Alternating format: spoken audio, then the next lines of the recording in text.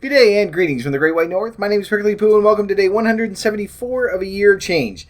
Today's documentary is going to lean a little more towards the sorry for the loud truck. There we go. Alright. It's going to lean a little more towards the entertainment side of things rather than sort of focusing on, oh my god, we're all so fat and we're all going to die. What do we need to do? It's sort of in the same vein as what we've been going through for the past couple of...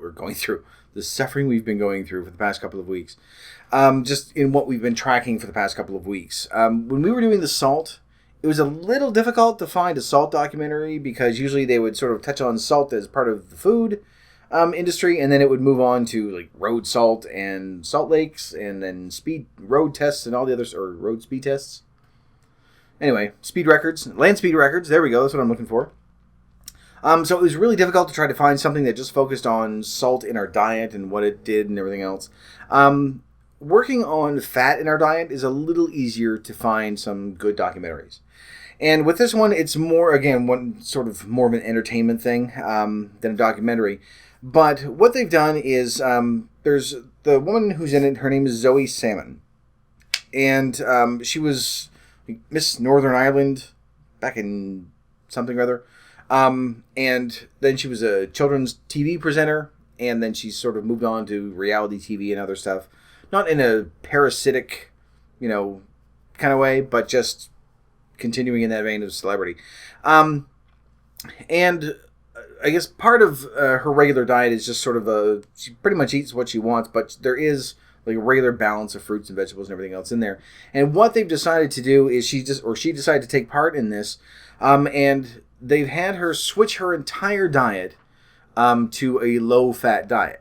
But in keeping with what we were doing a couple of weeks ago, when we first started this, and I said, don't buy anything that says fat-free or low-fat, and animals are crashing all over the place. It's really disruptive already. Sorry.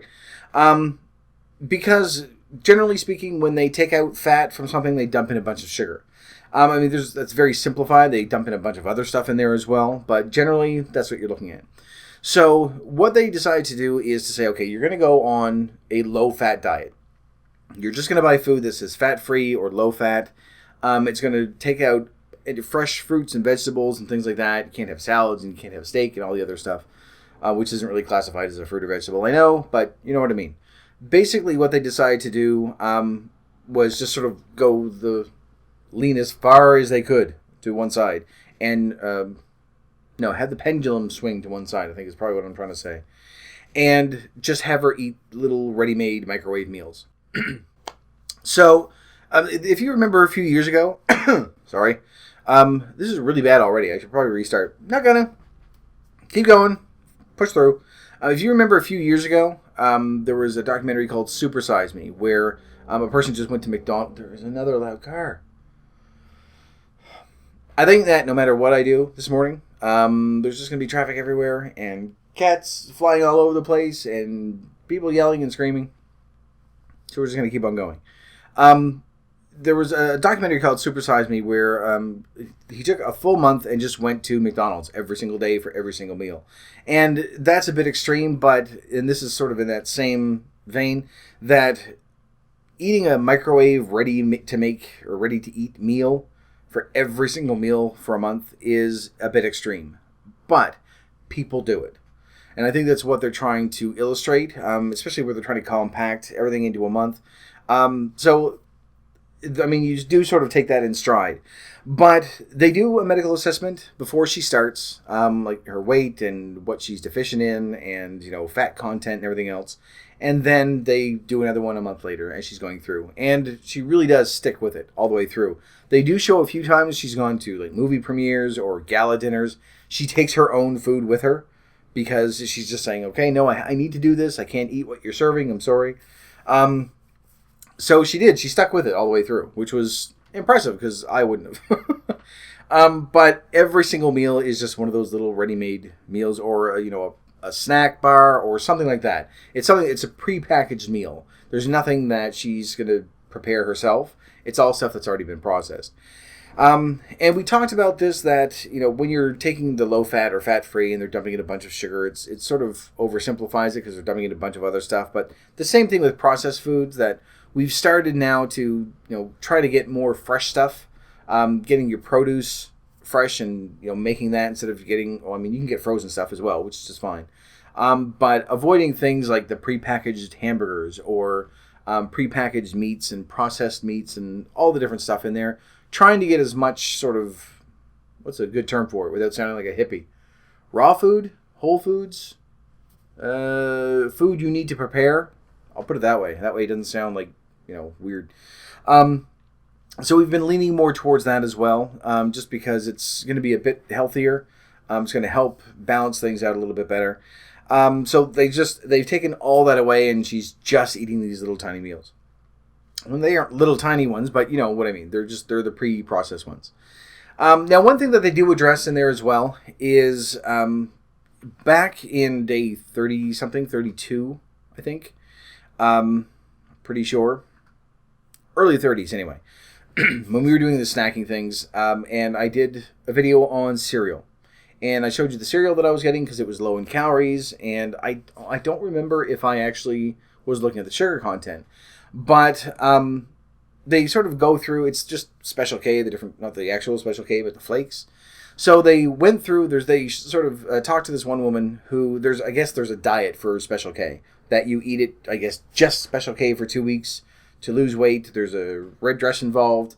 I haven't seen the campaign myself, but apparently it's, well, I mean, this documentary is actually from about 5 years ago. So the ad, that might be why I've never seen it, because the ad campaign might be done.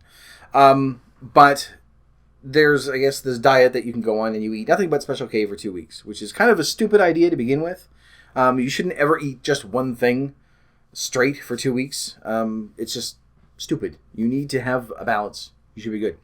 Anyway, they show this one woman who started off that way, but she's now been eating nothing but not nothing, but I think 2 out of every 3 meals on average is a bowl of cereal for 7 years, which is a tremendously long time. And she has lost the weight, obviously, because she's not getting enough nutrients. So her body is sort of at a stage now where it's like, this is what I have. I don't really have much of a choice. So it has worked, but it's gotten to a point with her anyway that it's almost really, there's anxiety that goes along with it. But I'm not going to sort of spoil it for you, but you'll be able to go and take a look. But when it came up, I thought, oh God, this is like, I thought Special K was supposed to be the healthy one, because, lower in calories and high in fiber. And I started looking at the sugar content, and it's not terrible. It's got about half as much sugar as, well, this actually doesn't sound all that good. It's got about half as much sugar as like these sugary cereals, like Lucky Charms or Captain Crunch or whatever you decide to pick for your sugary cereal. It's still fairly high in sugar. So I went to look at the label, and it says there's like third ingredient is sugar, and then I think the fifth one is honey, and then another one, it doesn't have very many ingredients, but there was barley malt there as well, which I'm pretty sure is another term for sugar. So there's 3 different types of sugar that are in there. So I might have to revisit that when we start fiddling around with our sugar intake, just to sort of change that up. There are some things, obviously, we've always been practical while we're doing this. I'm not going to start eating, twigs for cereal, because then I'm just not going to stick with it. And for those of you out there that are eating really sugary cereals, when you start tweaking that, it's going to get better, and that's the main thing. If we can get to a point where we aren't eating over our daily allowance, then we're good.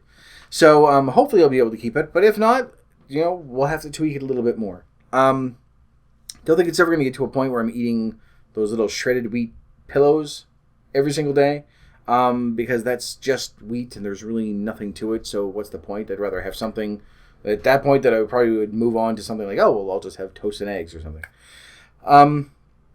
Anyway, a few things to just keep your eye out for when you're watching this as well. We'll leave this cereal thing over there.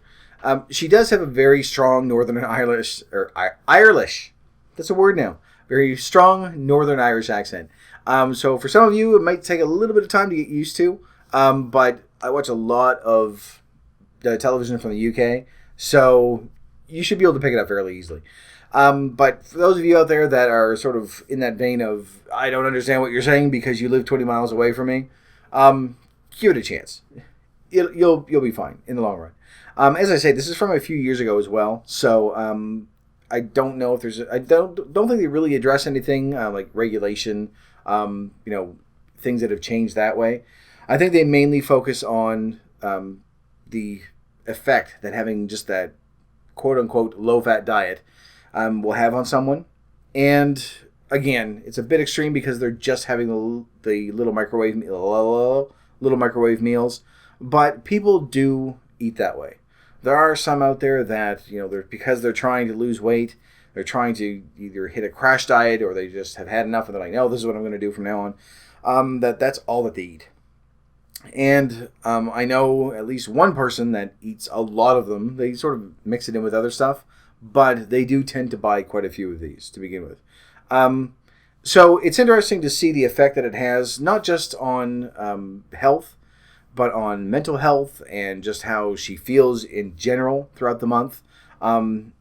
Because you're still getting nutrients, but there are certain things that, that are affected while you're doing this. They do take one of the meals into a lab as well with like a synthetic stomach, basically, and watch the digestion process and show, how your digestion is going to affect it and what goes in, what comes out. It's not, they don't show any poop. Don't worry, you're fine. But they do sort of, run the gamut of everything and just sort of give you for as much as they can do in an hour, they give you quite a bit of information. It's just a general overview of it. And it's nothing that we're really going to be surprised at. We know that they're dumping in sugar. That's sort of part and parcel of it. It's not one of those things that you just automatically know when you're buying low-fat foods, low-fat somethings. But we know that they're obviously going to change something if they're taking the fat out, I would assume, anyway. But just the actual results of a month of eating that way are fairly surprising.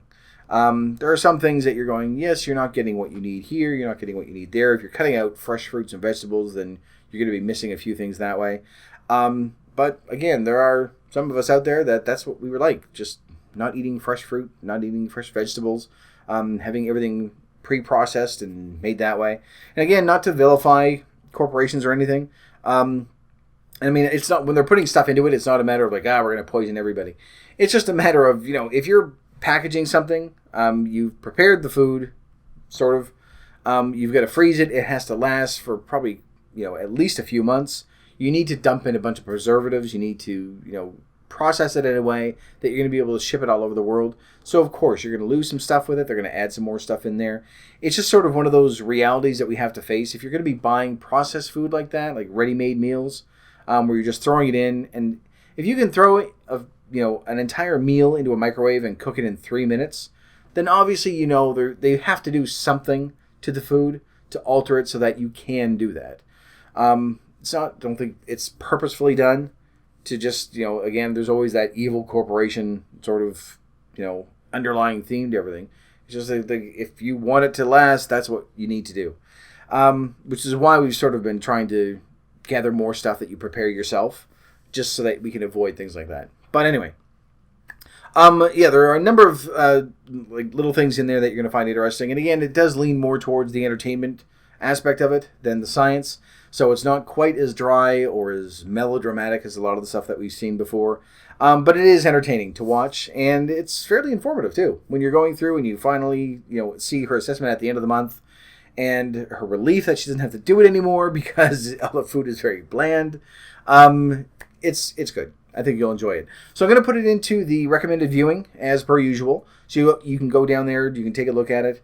It's about an hour long, 45 minutes or an hour long. So it'll give you a little bit of entertainment in there and take up a little bit of your time. But it's not really anything new, but like the Super Size Me documentary, it's just surprising to see, such a change in such a short amount of time with a drastic diet. One way or the other, you're going to see that, and that's not what I meant. Yes, you're going to see the show, but you're going to see that, a radical change in our diet, whether it's for better or worse, you can see the change that it's going to make in someone's body.